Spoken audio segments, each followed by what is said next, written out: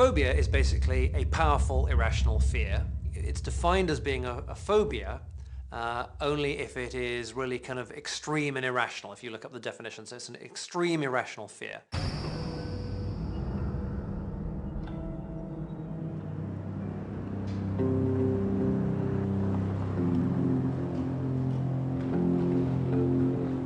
I was afraid of everything. Agoraphobia actually means fear of fear.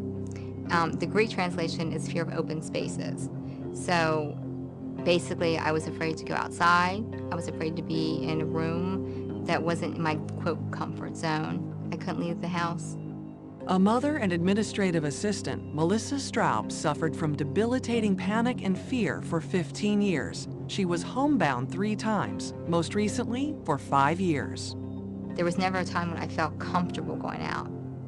I would always think of, where's the exit door? Where's the quickest escape? Where's my car? My sister delivering her first baby, my grandmother's funeral, trips, vacations, I missed them all. Melissa would hit rock bottom before achieving an amazing breakthrough.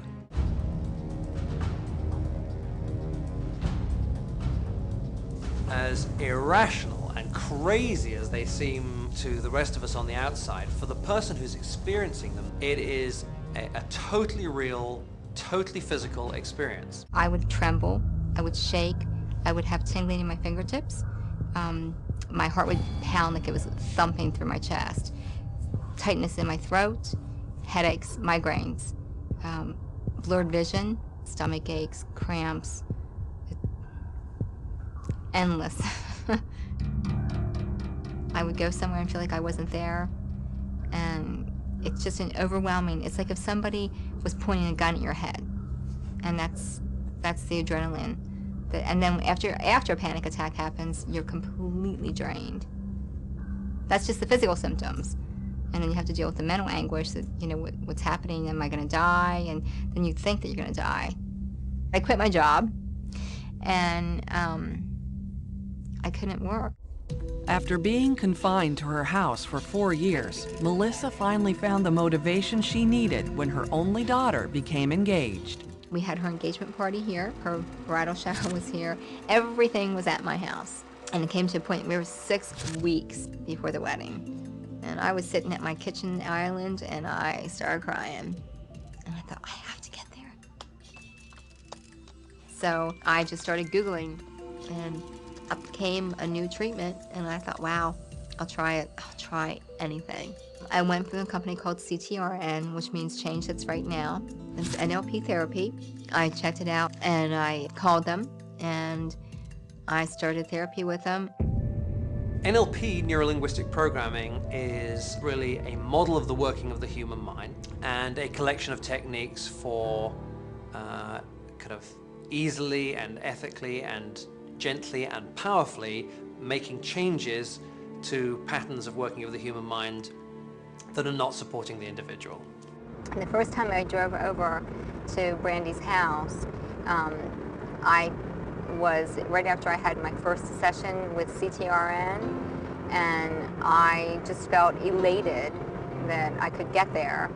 And I remember walking up to her door and knocking on her door, and her just looking like she was going to pass out because she didn't really believe I was there. I remember her coming up, and it was like, this is weird, my mom's in my house. And she would actually get in her car and drive a little ways and then drive home and try to make efforts to get to the church. So she'd go to the corner and back, or around the neighborhood and back. I knew it was going to take a lot of determination and hard work from me, but I knew it was going to work. I just had that feeling it was going to work. It's a 21-day process. I did mine for 42. And on that 42nd day, I went to my daughter's wedding.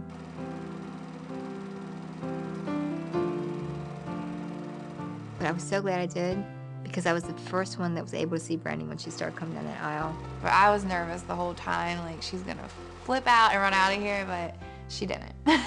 She's very good. I thought, wow, if I can do this, then I can do this. If I can do this, I can do this. It was amazing, because from that day on, all I wanted to do was be out and about. So I just kept going. By far the most important ingredient in someone successfully overcoming a phobia or an extreme fear is absolute single-mind determination to do so. There's a state of mind that makes almost anything possible. What I want them to really understand and know that there's hope out there. There are other programs that can help them, and hopefully they can look at me and learn from my experience. They need to be determined, and stay focused. Focus, focus, focus. I just want to stay as happy as I am right now. I love, love, love life. I love my job. And for me in the future, I just want to keep moving forward. I want to make friends. I want to go on trips. I want to see more grandbabies and go places with the grandbabies and just enjoy every minute, take in every breath of air. I hope that my rest of my life can be like that.